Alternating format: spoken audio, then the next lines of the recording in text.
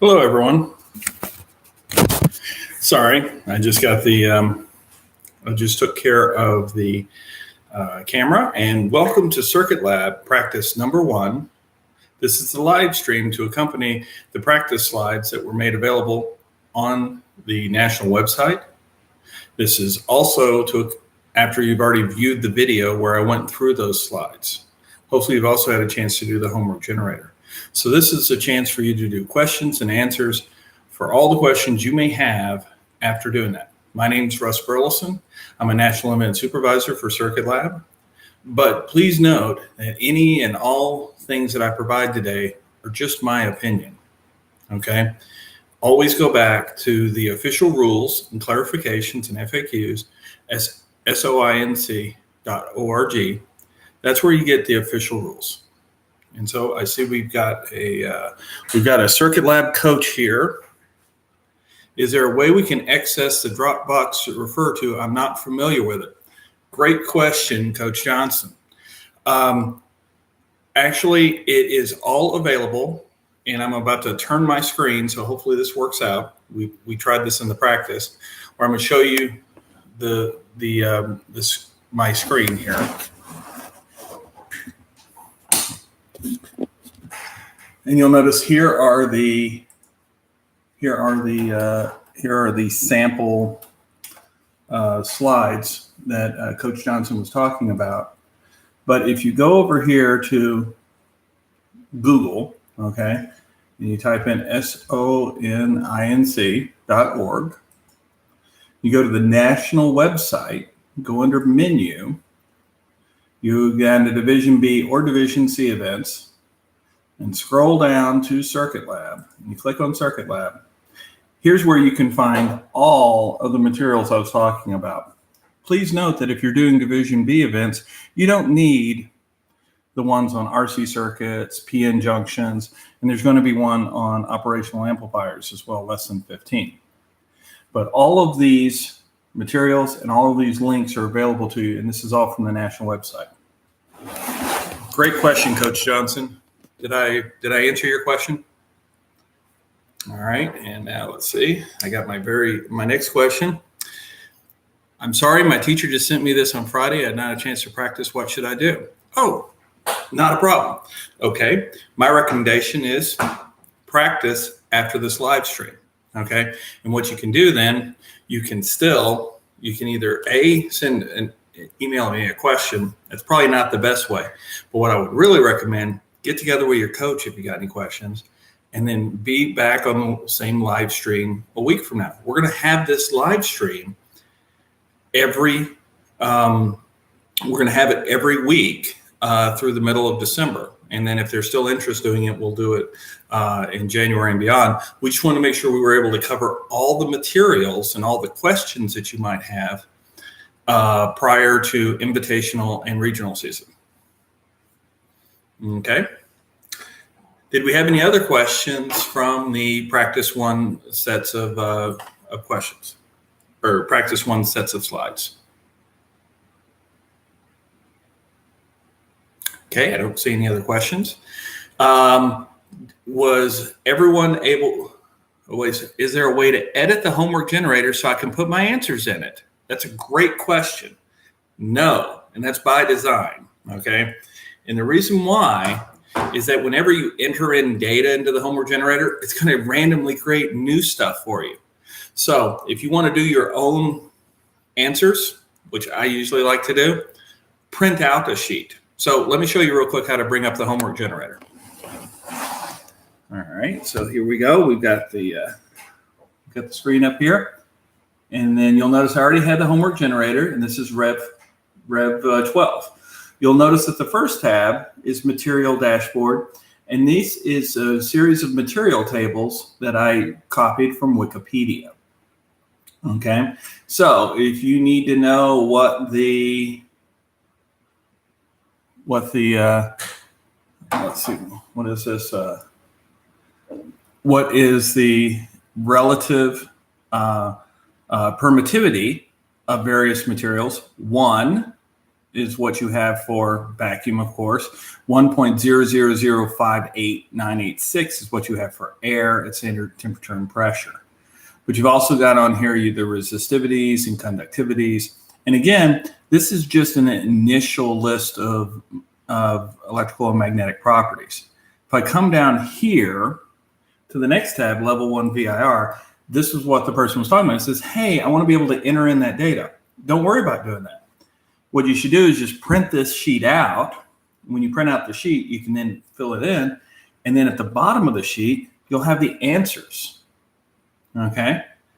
But if you want to do another sheet, you just hit F9 on your keypad, and it automatically randomly generates more problems for you. It'll also do the same thing every time you open up the homework generator, and every time you tell it to print, it will randomly print or create another set of things. That's a great question. Okay.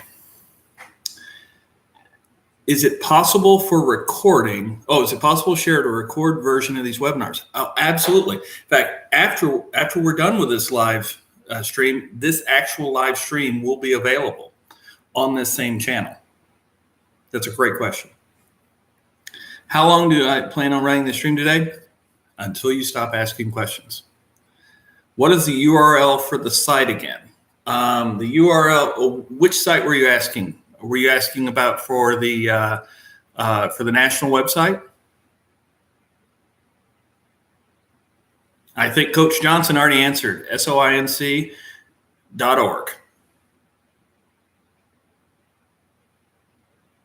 Okay.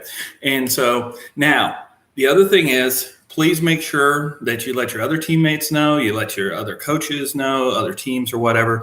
This is to augment what you already have. Some of you already have outstanding coaches. Some of you may have a coach who's trying to cover all 23 events. What we're trying to do is we're trying to offer this as a service for this particular event, because I just happened to be interested and I had some extra time, such that if someone didn't have a coach, they'd have a place to come and ask questions. All right. Were there any questions about the slides as presented for practice one?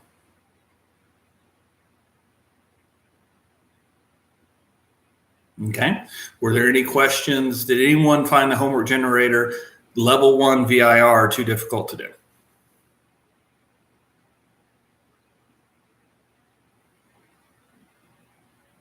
Okay, I'm guessing the 30 folks that we got here, we've got some good ones. So let's just go through the homework generator real quick. So if I look here at level 1, okay, you'll notice that I have 3 resistors in series, and we're going to talk a lot about that the next practice. Okay, and 1 battery. It's a 2-cell battery with the positive here and the negative here. Okay, and then I've got current I1 going through R1, I2 going through R2, and current I3 going through R3 back around. Remember, a circuit has to be completely enclosed, because in this case, the positive charges or the holes have to make it all the way around and all the way back over here. Think of it as a continuous water loop, okay? The electrons actually travel from the negative terminal all the way back around over here to the positive terminal, and it's often referred to as real current. But we normally talk about conventional current, which is from positive to negative. If I look at the first example, 480 volt battery, I've got a 90 ohm resistor, a 110 ohm resistor, and a 40 ohm resistor. Okay. The first thing I want to do is I want to find the equivalent resistance. And for a series circuit, it's just going to be the simple thing of adding 90 plus 110 plus 40, which should be 240. Okay. So my R equivalent for this one is 240 ohms. Okay. My current, okay. Luckily, I know that my current here through R1 is going to be equal to my current going through R2 and my current going through R3, because again, it's a closed circuit. Those charges can't leave, and you can't add any more without another battery of some type. So what ends up happening is that that all 3 of these currents are going to be the same, and they're all going to be equal to the current coming out of this battery. And so the current coming out of this battery is equal to 480 volts divided by R equivalent, which is 240 ohms. Okay, and this is using Ohm's law. And so it's going to be 2 amps. And that makes it real simple, because now that I know it's 2 amps, I know that the voltage here, V equals IR, again, Ohm's law, is 2 amps times 90 ohms, which is 180 volts. And then this one is 2 amps times 110 volts, which is 220 volts. And this one down here would be 2 times 40, which would be 80 volts. Okay. And what ends up occurring is that you'll notice if I add up those three numbers, they add up to 480 volts. And we'll talk later about why that is, but it's a good way to double check your numbers. Over here, I've got a more powerful battery, a 3300 volts, but my resistors are all 100 ohm resistors. Okay. Well, now this is real easy, because the R equivalent there is just going to be, since they're all the same, it's 3 times 100, it's 300 ohms. And the current, 330 volts, the current going through the battery, 330 volts divided by 300 is going to be 11 amps, which is really a lot of amps. Holy smokes. And so we got 11 amps in all three of these. And then if I just scroll down here to see if we guessed right on all these, you'll notice that we did. Okay. And if I wanted to do another set, I just hit F9, which I'll do right now, and we get brand new numbers. Okay. Yes, I did say that the sessions would last until mid-December. That should get us through all the way through all 15 sessions, which will cover both Division B and Division C for Circuit Lab. You'll have to forgive me if I sometimes refer to Division B Circuit Lab as shock value, because that's what we used to call it. Let's see. Is there a way to? You will have the link, the same link to this video. They're going to record that video and leave it up on YouTube. See, can I bring my binder to the written test and lab portion? Absolutely. And in fact, I'm going to go to the slides real quick on binders, because I think your binders are quite possibly the most important things, and you need to start working on your binder even right now. Your binder is your lifeline. Your binder is what's going to let you have an open book test. Think of the binder as having as much material in it as you'd like, and use that binder when you're studying, use it in your practices, use it at every tournament. Always have your own binder in case something happens to your partners. Make sure that you've got the rules in your binder so that you can find them really quickly, especially if you're going to argue with an event supervisor, okay? Make sure that they're easy to read, and you've got your tables for constants, materials, and equations. So don't necessarily just use the one I put in the homework generator. Create your own, okay? Organize them into sections and use tabs so you can easily find stuff. And you and your teammate will keep working and using this on all your studying, so you'll be able to get good at it. Focus on the things you have to look up. Like, I don't remember all the permittivities or the permeabilities of various materials. So that's definitely something I would put in there. Okay. If you have tests and keys written by other folks, include those. Just make sure the work is shown, and then you've got them to go back and reference, because believe it or not, sometimes people reuse the same questions. And more importantly, sometimes they come up with a similar question, and it's just good to see how to do those problems. If you have 2 or more of the same pictures of the same thing, like the flashlight circuit example that I gave in the homework example, include both of them in your binder. And when you solve a difficult problem, and you will, make sure you show all your work and put that in there, and it'll help remind you how you solve that difficult problem. Make sure you keep your binder small enough to be useful, but big enough to be comprehensive. I'd start out with an inch or an 1.5 inch binder. Some of you can probably handle a 2 to 3 inch binder, but I wouldn't get much bigger than that, because you remember, you got to find everything within 10 seconds. Test your skills at finding things in your binder. I usually start off every practice with shouting out to my team, and we're going to start doing that in a few practice sessions, seeing if you can find stuff in your binder. I'll shout out Ohm's law, or I'll shout out the conductivity of silver, or I'll shout out when we get to something, the solving for the power of a resistor. Make sure you can read it. I, as you notice, have to wear reading glasses, so I need bigger fonts, and that's okay. So I had a friend of mine who actually liked smaller fonts. Use sheet protectors because you're going to use this thing all the time. So very good.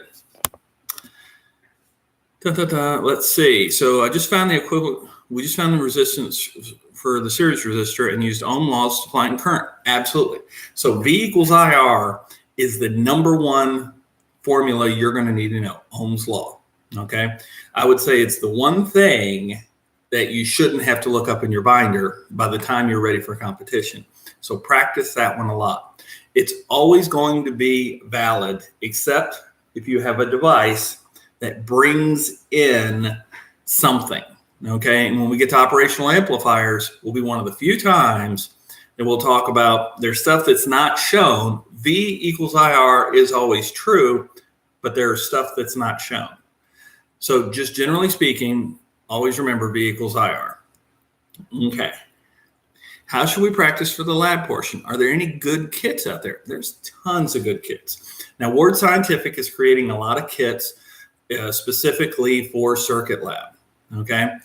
You'll notice, I think in practice number 2, I talk about getting potatoes and lemons and getting copper wire and getting steel wire so you can make potato and lemon batteries, or getting a small container and pouring some Coke in it and making a Coke battery.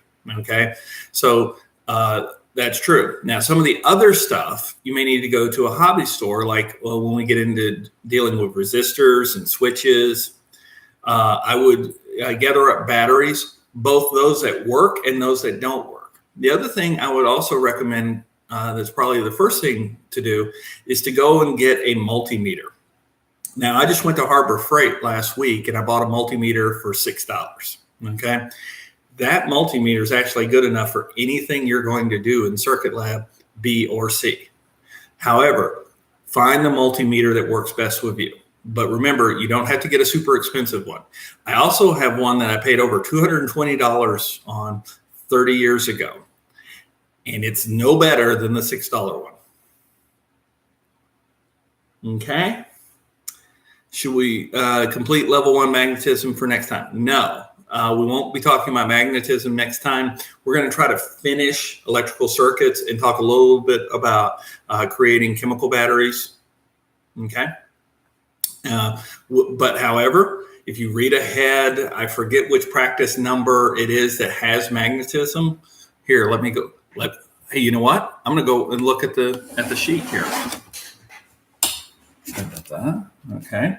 So if I go over here, oh man, Norton is giving me all sorts of pop-ups. So you'll notice we will talk about magnetism in practice number 5. So in about a month. But remember, you can work ahead. You don't have to wait for these live streams. Okay.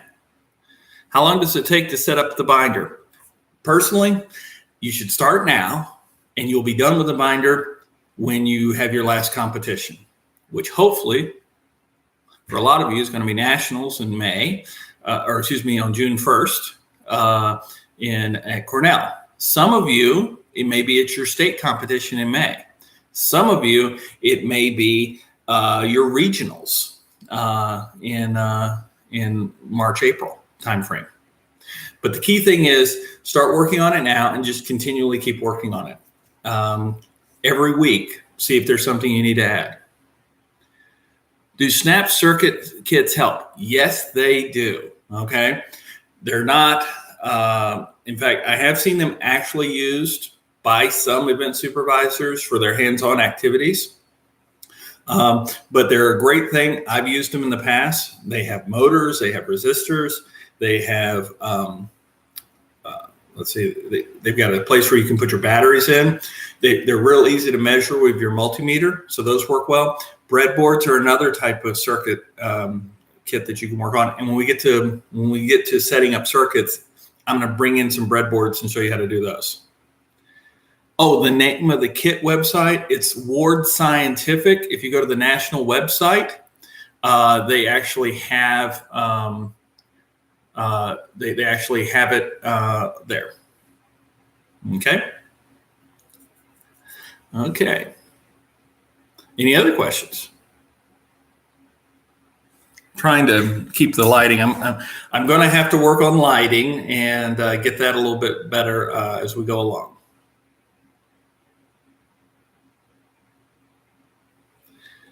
Will theory learned here be enough for the lab? Okay, that's a great question. My recommendation for the lab: don't just do what we do in these practice sessions. Look online. There's a lot of great YouTube videos. There's a lot of stuff you can ask your coaches.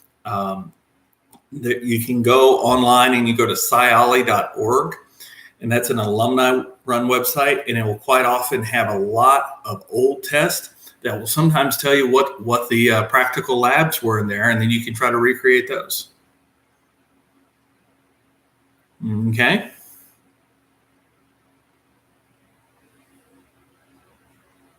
Just waiting for other questions. What do you recommend including the history section of your binders? Well, I will tell you what I recommend for the history section of your binders is, when in doubt, put it in your binder. There are some event supervisors who put a lot of effort into the history section. I don't. When I write a test, I do write a history section because it is one of the 15 things we got to cover, but we got 15 things to cover. Okay. There are some people who they've got some trivia question that they just love asking. Okay. And I'm here to tell you, I'm not a big fan of trivia questions, but I don't write every test. So my recommendation is be ready. Okay. You should know ohm. You should know ampere. You should know volta. I would also say it's not a bad idea to know Faraday, Einstein, Benjamin Franklin, any of the other folks that you might normally see. And one of the great places to start when trying to figure out where to start on history, Wikipedia. Look at the history. Every time you see a scientist, print out the short summary on their life. Okay, and then you can go from there. Let's see, do I recommend the Science War kits, or do I recommend getting a different one? I actually recommend that the Science War kits are really good kits, but at the same time, if you see another kit that's out there that really speaks to you, it's not a bad idea to look at it. What's more important is looking at the types of practical things. Like when we get into magnetism, we're going to take a big piece of steel, which has got a lot of iron in it, and we're going to wrap wire around it to create a solenoid or an electromagnet. Okay. And then we'll be able to tell that it creates a lot more magnetism when it's got a steel core with a lot of iron in it than when we take it out and it's just got an air core. Okay. That's not in the kit, but it's a very common type of thing. What do I recommend? I think I talked about what I recommend in the history section. Okay, is this theoretical based, or do we need to make a real circuit? You will at some point need to make a real circuit. Keep in mind, 50 to 75% of the test is going to be theoretical test based, but 25 to 50% of the test is going to be hands-on. Now, sometimes the hands-on is just going to be measuring voltages and doing calculations like you would in a lab. Sometimes it's going to be troubleshooting and figuring out what's wrong with the circuit, okay? And sometimes it's going to be creating a circuit.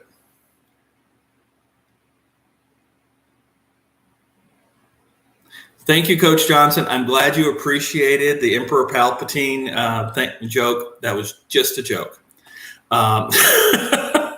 Just a joke. Emperor Palpatine was a character in Star Wars. He was the leader of the Sith, not actually an electrical engineer. Although I do believe that we believe that some of my professors who taught us electrical engineering were Sith Lords as well. Okay. Should we buy the materials that you use in the stream to test out? Should we buy the materials that you use in the streams to test out for yourself? Okay. I'm here to tell you, You do not have to buy anything. Okay. I just look at what type of experiments that we do. If it looks like something you'd like to practice, okay, feel free to practice. Talk with your coaches. What I don't want to do is I don't want you going out and buying a lot of stuff, okay? Because honestly, you can buy everything and whoever's your event supervisor may actually come up with something completely different for their hands-on experience. So anytime you can get your hands on something, use it.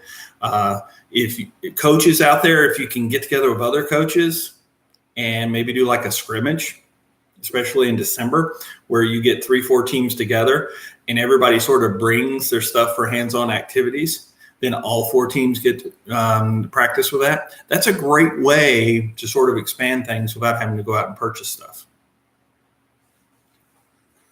Okay. 1 second.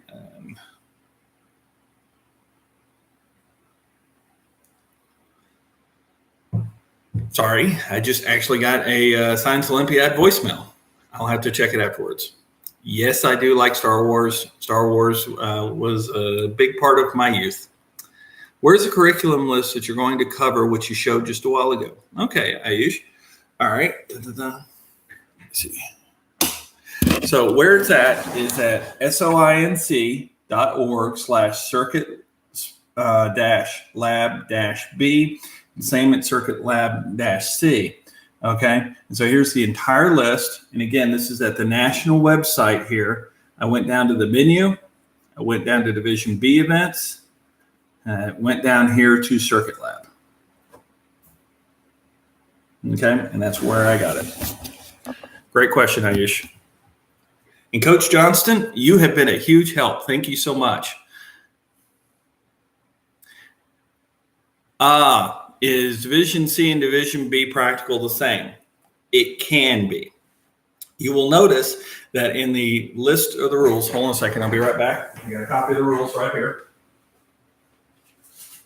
Because remember, whenever we're doing stuff, we always want to have a copy of the rules handy. Okay, so when you notice here on the list of things, the last 5 are Division C only. Okay, so these ones right here are Division C only. The rest of these are covered in Division B and C. Well, if the hands-on material is on those parts, you could have the same hands-on activities, especially at smaller tournaments where maybe the event supervisor has to cover both B and C. You can quite often see that. But there's certain things like, let's say, if I did something with operational amplifiers, that's only going to be Division C.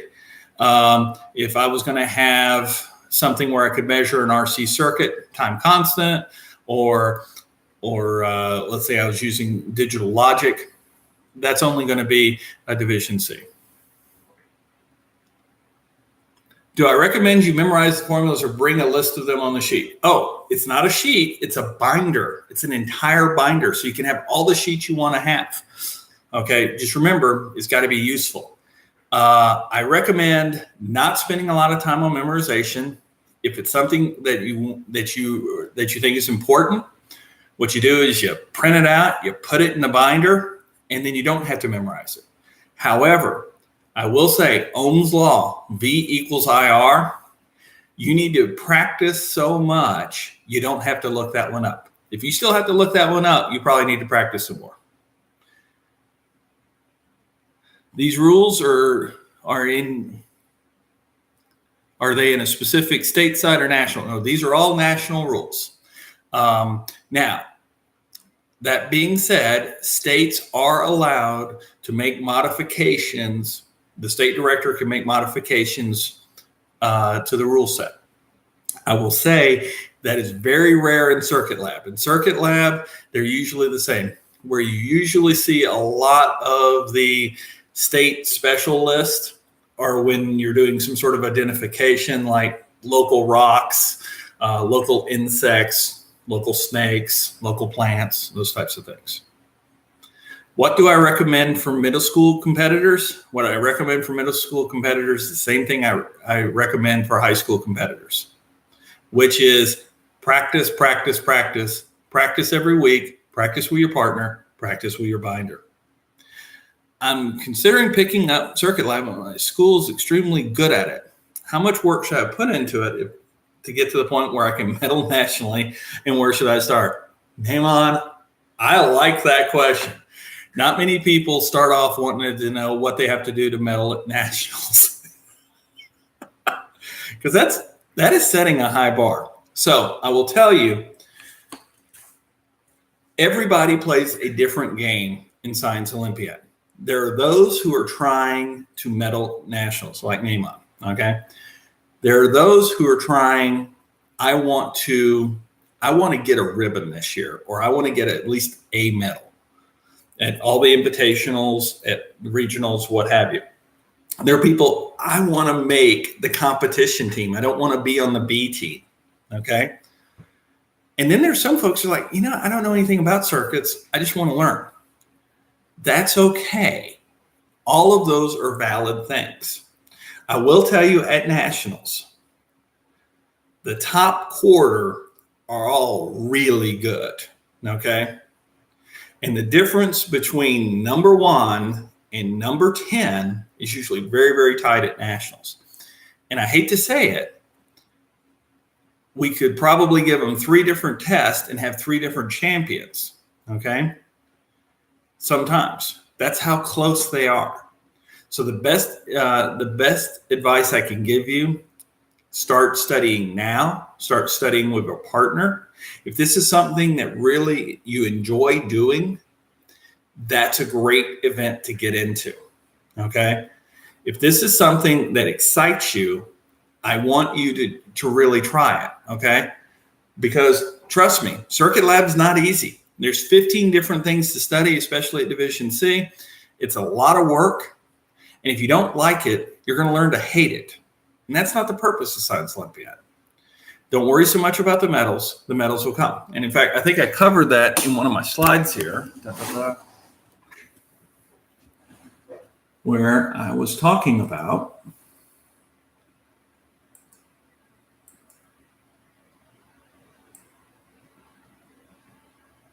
hold on a second.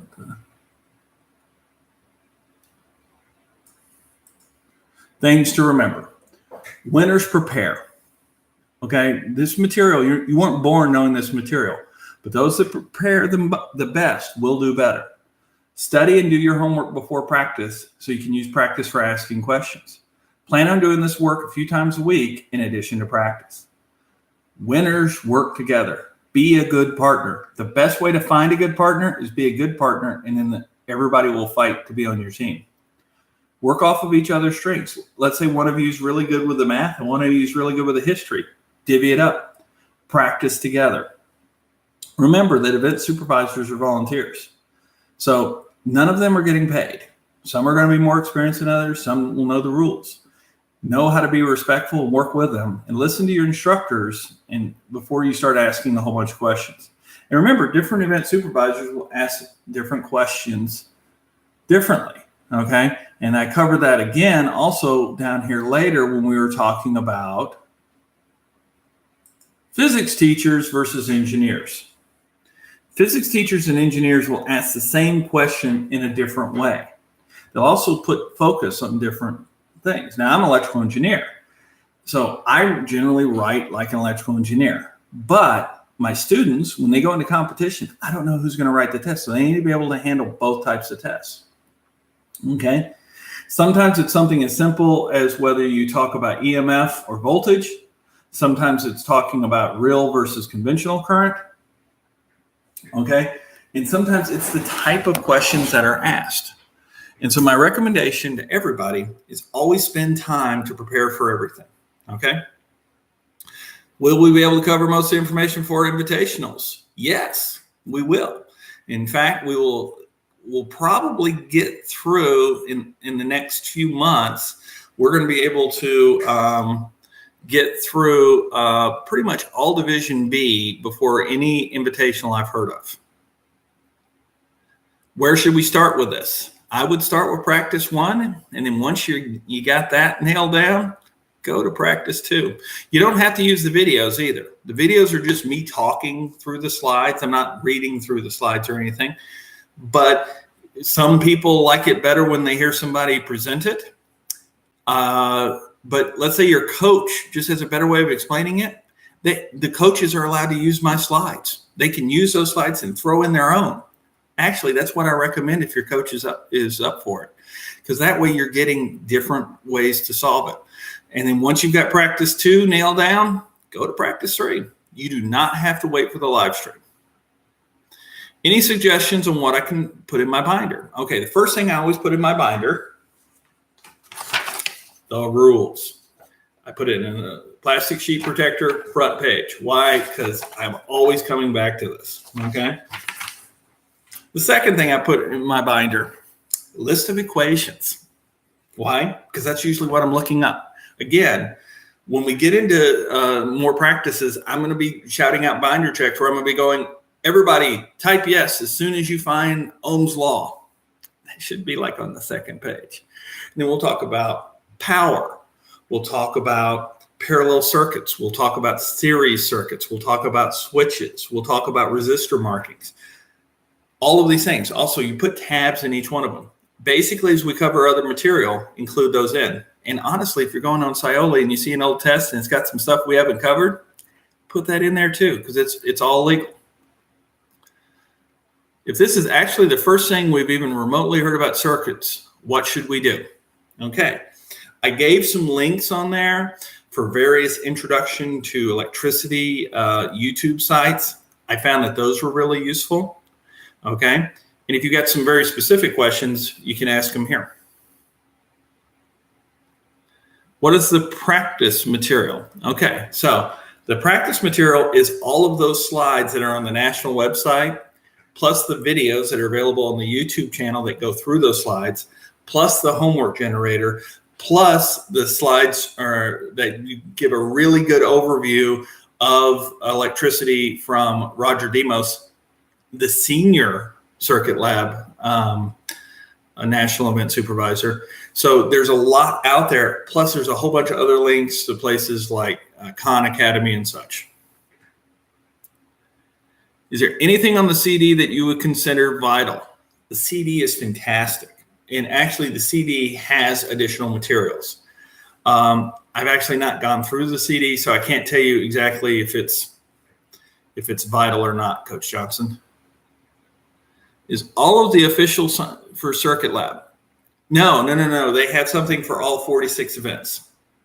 All 46 events, they've got their own little packages. So like if you go to solar system, or you go to astronomy, or you go to thermodynamics, or you go to density lab, all of those, everybody's got their own package of materials. This is the only one that we're trying this new virtual coaching thing. Oh, where do you find rules? Very good question. So you go back to the national website, soinc.org. Okay. You go to the shop, where you can buy stuff, and you can download the rules for free in PDF form. And I see Sheila already answered that. What kinds of questions can we expect to see on a regional or state test? Okay, this is where I would go to Scioli. Okay, Scioli's got a lot of old state and regional tests, but it all depends on who your event supervisor is at those things.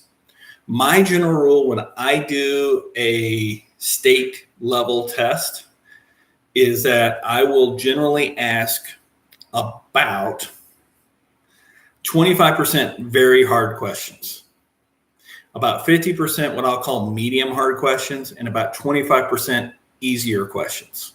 Okay. Now, if I'm at a regional, and especially if I'm at an invitational, I increase the amount of easier questions. Okay. And I may decrease the amount of medium questions and hard questions. At nationals, that number's much higher. It's much more like thirds. Okay. Because the problem is at nationals you run into, you got like about 15 teams that are fighting for a medal. And then you got about 15 teams at the lower end as well. And you got to be able to have one to end for all of them. What is the homework generator? It's an Excel spreadsheet that I created that has multiple different tabs for different types of problems. They're referenced within the slides. And every time you hit F9, you can create brand new sets of questions. Is there a specific textbook I would recommend? I recommend whatever textbook speaks to you the best. Try the one at school, try the ones in your libraries, flip through a whole bunch of different ones. Unless you can read them, stay away from the college ones though, okay? Because they can be a little bit more tough to read. They put a lot more effort into making high school and middle school textbooks more readable. My partner and I have seen most of the Khan Academy videos that have a solid understanding of the basics of circuits. What would you recommend us doing next? What I would do is, all right, sounds like you're ahead of the game. Great. Don't slow down. Keep practicing. Keep running through tests. Figure out where your weak points are. Now, the other thing is, you probably don't want to go, if you've already gone through all the Khan Academy stuff, the next 5 or 6 of these live streaming events are going to be focused a lot on the circuit lab stuff. But you can look through, and I've got 15 levels of the different types of things that we want to study. Go ahead and go through those, okay? Where you've got problems, you can still email me questions, but you can also ask them on the live stream. Just say, hey, I'm working ahead, and you can ask that one question. Where is the practice material? We just covered that. The rules are here. Oh, thank you so much. Yes, you will have to provide your personal information to get the rules. So have your parent do it if you're under 18 and or your coach. What's an example of a hard national question? Holy smokes. The hardest national question I saw was this ridiculously complex circuit, which actually could be redrawn to be very, very simple. But the person drew it in just like this crazy way. And you had to understand that you had to redraw the circuit in the right way. Another hard national question, if I'm in division, I can already tell you, if I was writing Division C, the hardest questions I'm going to be asked are going to be on the PN junction barrier, but that's only for Division C. I already have some really good questions I've thought about for Division C tests that involve operational amplifiers and some digital logic questions. Believe it or not, I think a lot of the harder questions in Division B are the more conceptual questions. How do the magnetic field lines go in this one circuit? Draw a correct the three-way switch diagram for turning the light on at the top of the stairs. Now, that's actually not a hard nationals question. Some people really, really struggled with my questions at nationals when I asked them to do a design. Like I would say, design a circuit using these materials that has an equivalent resistance of 50 ohms. And I'd give them 10 resistors, and they had to come up with some crazy design to hit 50. Okay. Are there any other questions? We've been going for about 43 minutes now.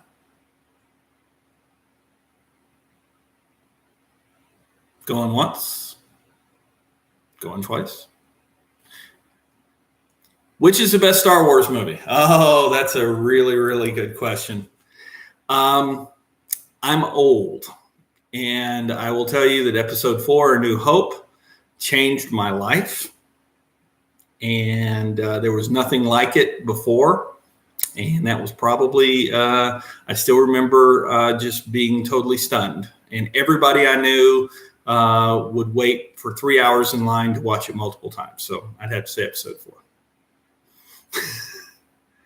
Do you like the wiki test exchange sites for prep? Yes, I do.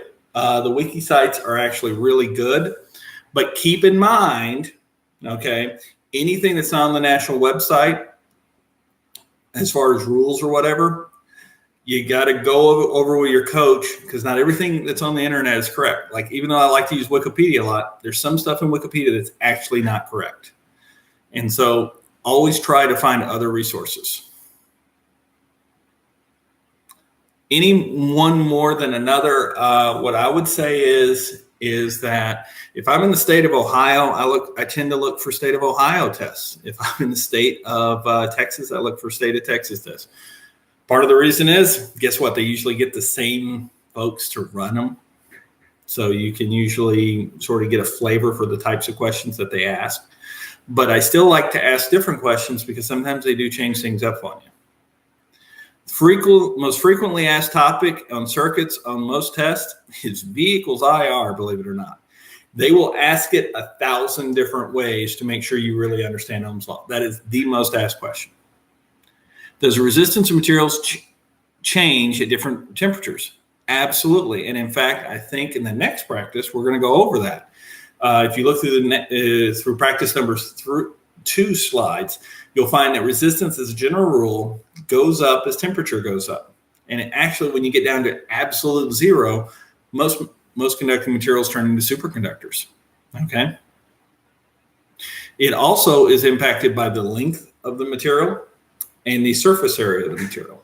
And that's all included. And those are very common questions on an exam, is that they'll say you got a copper wire that's 16 gauge and it's 3 miles long. What's the resistance? What's the difference between resistivity and resistance? I'm a little confused between the two. So, great question. Here's the deal. Resistivity is the inherent properties of the material. And so here, we're going to go back to the homework generator, which so happens to have, 1 second, here we go. Under material data sheets, we've got resistivity. And you'll notice it's in ohm meters, okay? It's given by the letter rho. So silver being superconductive, okay? Well, not superconductive, but very conductive. Okay, you'll notice that it has a resistivity of 1.5 times 10 to the minus 8 ohm meters. Okay, you'll also notice it has a temperature coefficient of 0.0038. Okay, and where that comes into play is when you start determining the effect of temperature on the resistivity. You'll notice, okay, that this resistivity is just slightly better than copper. So silver wire would work a little bit better than copper wire, okay? And that works a little bit better than annealed copper, which works a little bit better than gold, which works a little bit better than aluminum, okay? And when you start getting into aluminum and some of these other conductors, they still conduct, but at a much lower rate. You'll notice the resistivity is when you start getting down here, you're getting in a double and triple the resistivity of silver and copper. And that's why we generally see copper wiring wherever we go. However, when I do the calculations on a particular material, I'm looking for a single resistance. And it's a single resistance from this point to this point, okay? The resistivity is how I calculate that. Did that help, Samin? Will we need to know about superposition? Not till much later. But yes, superposition becomes an important topic, especially when we have multiple independent sources. We will not need to know superposition from a standpoint of AC and DC. What is inductance? Okay, so inductance, we're actually going to cover that later when we get into magnetism. So I'd rather hold off on that just yet. But it has to do with the magnetic energy stored. All right, any other questions? Oh, wait. Arvin D asked if Circuit Lab is harder than hovercraft. Well, all depends. How good are you building a hovercraft machine? If you're able to build a hovercraft machine, I'd say it's easier or it's tougher, okay? But I'll tell you, building a hovercraft is really, really hard. The tests will be harder in Circuit Lab than they were in hovercraft, usually. Is the amount of time on tests for circuits usually enough? No, not if you write it right. If you write it right, the smartest person or the smartest team in there barely has enough time, and everybody else didn't have enough time. That really helps be able to figure sort of pecking orders. Okay. If everybody finishes the test at the 30-minute point, as an event supervisor, you probably made the test too easy, and it's going to be really hard to separate. And I can't tell you, don't leave a test early if you can at all avoid it, because honestly, keep practicing and practicing, because even if it's an easy test, you're going to want to make sure that on the easy test, you get everything right. All right, we're at the 50-minute point. Thanks for the video. This helps a lot. Also, my partner and I placed second. Way to go. You lost at first by 1 point. Oh, well, listen, when you can do that at state, that's amazing. I did science fair when I was a kid. They didn't have Science Olympiad at the school I was at. And I'm here to tell you, the best I ever did at my state competition was 3rd place. So all of you kids are smarter than Mr. Burleson, especially at your age. Okay, well, with that, I think we're going to call this one done. If there are any more questions, feel free to type them in. What's the highest score on a circuit test? 100%. You get all the questions right. And what's really bad is if 2 people get 100%, because then you got to figure out how to tie break. Also got a medal at states for science fair, but no, I'm not. I just happen to have studied this a little bit longer. Keep in mind, you kids are learning stuff I didn't learn until my sophomore, junior, and senior year in college. That's even at the middle school level. And some of the stuff that we're studying in Division C, I didn't learn until I was a senior in college. So if you don't understand it when you're first starting, there's a reason why. This is way above grade level. Hey, Mark, I couldn't agree with you more. You can't spell geek without EE. What should I expect from my first year at Science Olympiad? Here's the thing that you should expect. Everything that you put in, you get back. You study hard, you're going to learn stuff. Worry about how you fare later, but the more you prepare, the more you're going to learn. Try a lot of different things. You don't know what you're going to like. I never knew I was going to like circuits. Then I got into it and I found out I was sort of good at it, and I really enjoyed it. But you know what? My son liked completely different things when he did Science Olympiad, went a completely different route, and he placed in herpetology, and I know nothing about any of that stuff. So that's the thing. Don't feel like you're ever hemmed into one thing. Even if you decide circuits isn't for you, find this thing. You got 23 events. I like that. The process is to learn, and then you win. And remember, winning means something different. When I was going to school, there was a really, really good school in my state called Baton Rouge Magnet. It was in Louisiana. And if we ever beat Baton Rouge Magnet, we didn't care what place we came in. For us, it was winning it. And you know what ended up happening? I became really good friends with a lot of people from Baton Rouge Magnet. And after a while, I didn't care about beating them. I just really enjoyed the friendship. So there's different ways to win at Science Olympiad. Thank you as well, Mahesh. And with that, take care, everyone, and good luck. We'll see you same time. I'll send out the link. I'm going to post it on the if you subscribe to this channel, you can see it. But we'll also send it out to state directors, and we're also going to post it on the state director Facebook page. No problem. Take care, everyone.